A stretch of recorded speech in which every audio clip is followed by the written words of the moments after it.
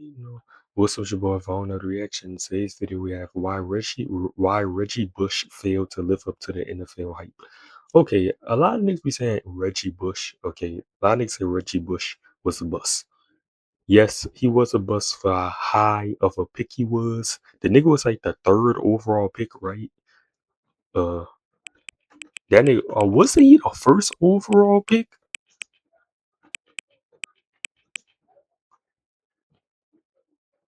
Damn, that nigga was the second overall pick. Okay. I understand it was a second overall pick, and he didn't live up. He was supposed to be a Hall of Famer, like generational Hall of Famer. But he was good, bro. He played a good part for the Saints, winning a Super Bowl for a Super Bowl team. Played a good part, got a ring. You know what I'm saying? He had a good career. You know what I'm saying?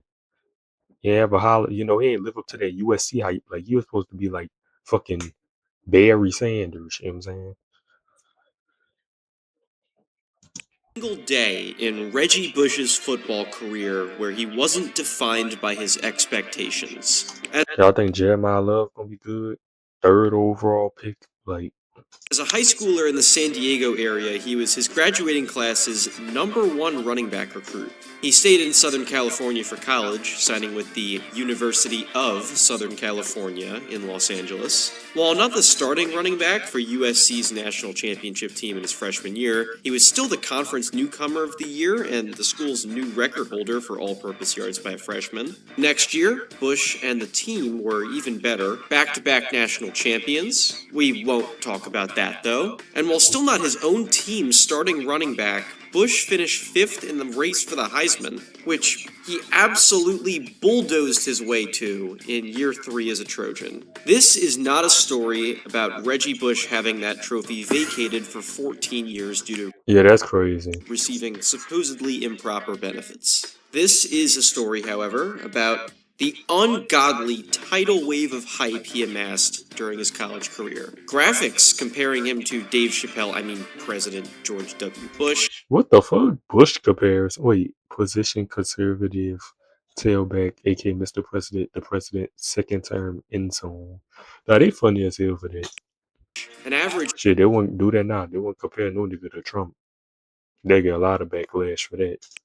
of over 222 all-purpose yards per game, nearly 700 more first-place Heisman votes than second place, amassing nearly 88% of the 890. God damn.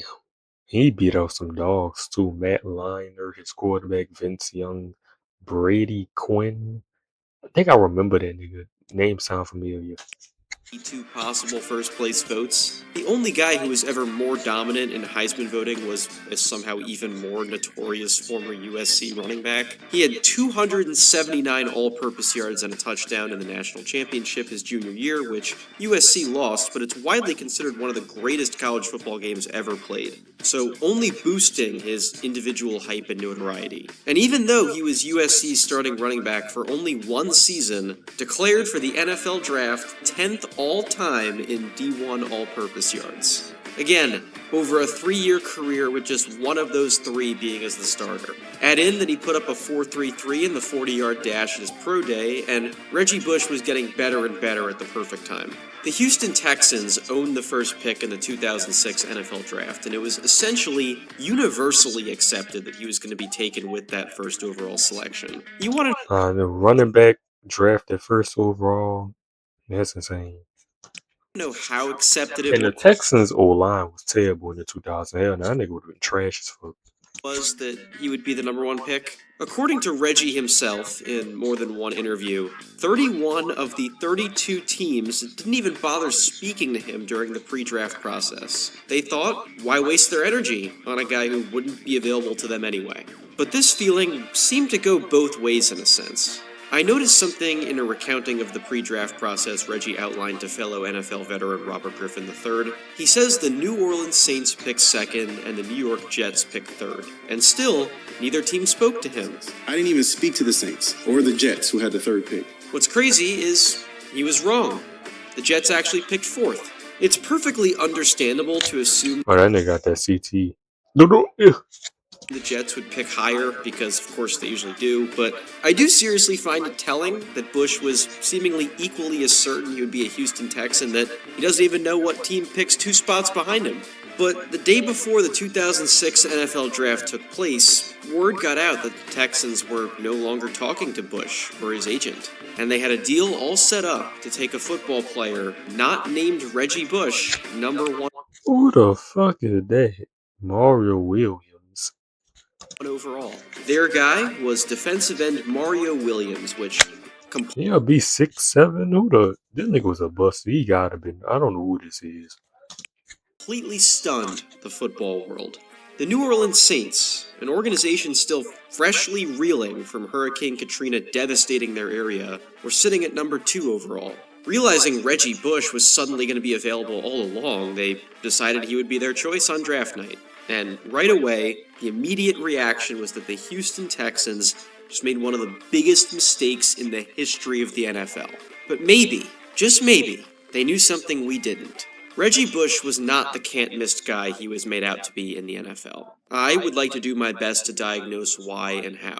For one, I do think the Saints never expecting to land Reggie Bush at all did cost him in some way. It's not his fault that the Saints already hired Sean Payton and signed Drew Brees before the draft, and they likely spent plenty of time Man, that nigga turned our franchise around 3-13. outlining exactly what their offense was going to be in a world that never even had Reggie Bush in consideration. They likely drafted him because they were just so stunned he was even available and worked backwards to find any way to make his talent fit. Despite the fact that to this day Sean Payton loves and maybe even requires his running backs to provide value in the passing game, Bush's multifaceted game was never leaned on. Bush was not a traditional ground and pound kind of running back. Notice how I focused on mentioning his all-purpose yards as opposed to just leaning on his rushing numbers. I want to double down on this Reggie Bush did not put up sexy rushing stats thing. During his entire run with the Saints, he was 42nd in the NFL in total rushing attempts. Fewer attempts means fewer yards, which was the clear gold standard for evaluating running backs, especially at this time. He was a lot more of a receiving back, which was much less in vogue in 2006 than it is in 2026, which is a portion of why the 2006 Saints had the best passing yardage offense in the NFL and the 19th best rushing yardage offense. Even with a number 2 overall pick can't-miss running back on the team, having Drew Brees will do that for you. Bush played in all 16 regular season games that season, but did not see the most carries on the team and was 3rd in receiving yards. Fans and analysts likely saw his 565 rushing yards as the far and away primary stat to judge him on, overlooking that he also added 742 receiving yards, 2nd in the league that season among running backs. The 2006 Saints nearly reached the Super Bowl, with Reggie Bush breaking off an 88-yard touchdown catch and run in the NFC Championship game. That's another thing about Reggie Bush. He was unbelievable in college at finding the huge play and searching for that all the time. Only, you can't do that all the Oh, I forgot that hit was on Reggie Bush. Oh my, that was Brian Dawkins. time in the NFL. You can do that all the time against college defenses, but in the pros, it cost him. Bush did not have NFL caliber vision, and his game wasn't conducive to taking what defenses would give him. For better or for worse, he hunted the home run more often than he didn't, which may have contributed to him getting banged up. As far as I could find, Reggie Bush did not suffer any significant injuries in his football career until suffering a knee injury in 2007. He also missed time with knee injuries in 2008, 2009, and with a broken bone in his leg in 2010. Even in 2007, he was their healthier back that season between their planned tandem of him and Deuce McAllister, but when McAllister tore his ACL, they just sort of abandoned the run game altogether instead of giving Bush more work, dropping down to the 7th fewest rushing attempts as a team that season. When McAllister returned for 2000, Hey, bro, look, this nigga Drew Brees throwing dimes, bro. Like, I hope y'all looking at this, bro. Like, this is my quarterback, the greatest quarterback to play for my franchise. Nigga, save my franchise. We got Tyler Shutt next though.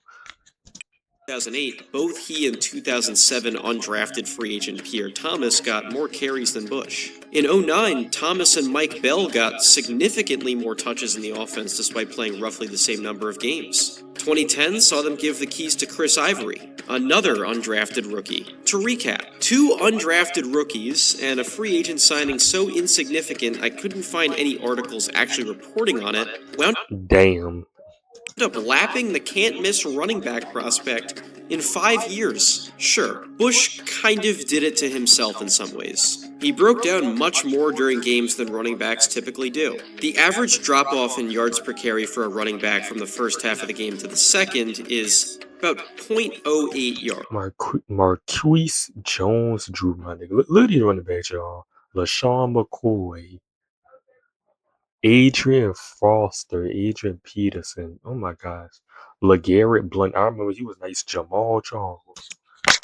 Not much at all. Bush lost over a full yard per carry in the second half of games. His yards per carry, first down percentage, and fumble rate all got worse in the second halves of games. While he did score 2 touchdowns during the 2009 Saints run all the way to hoisting the Super Bowl trophy, he didn't do it as a major part of their offense. Even for a guy of his expectations coming into the league, I believe that was by design for the Saints. They never viewed him as essential. He failed to elevate his way out of that territory, and he was being treated as such by the team, slowly falling out of favor with analysts and being slapped with the bust label. Reggie Bust, fortunately rolls off the tongue really well and looks great on a graphic. He was not the kind of player who lived up to being the second overall pick, but that doesn't mean he was untalented, and that teams who would view him as essential would let that flourish. The Saints traded Reggie to the Miami Dolphins in the summer of 2011 for a reserve safety and a swap of 6th-round draft picks.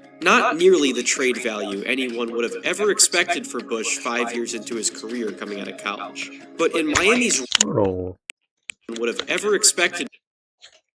Well, then they kind of like Martin Lawrence. Nigga like Martin? For What Bush the fuck?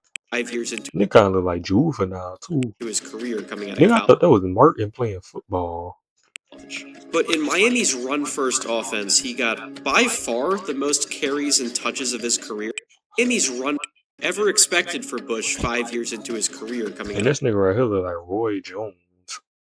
of college. But of his career, averaging over 1,000 yards in his 2 seasons as a Dolphin before putting up 1,000 yards again in 2013 as a Detroit Lion. To make this perfectly clear, you are not a bad football player if you average 1,000 That nigga start to learn the league. rushing yards over a 3-year span with 2 separate 1,000-yard seasons where he didn't even play the full season. In his final year, though, of 2016, he became the first non-quarterback to have 10 carries in a season while still having negative yardage. Oh my symbolic gosh, end Reggie. to his career. 2016, yeah, Reggie, your time was over with, brother.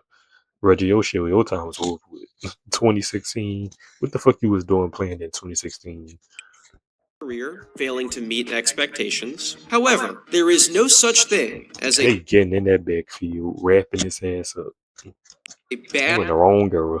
11-year NFL veteran, which Bush wound up going down in the books as after brief stops in San Francisco and Buffalo.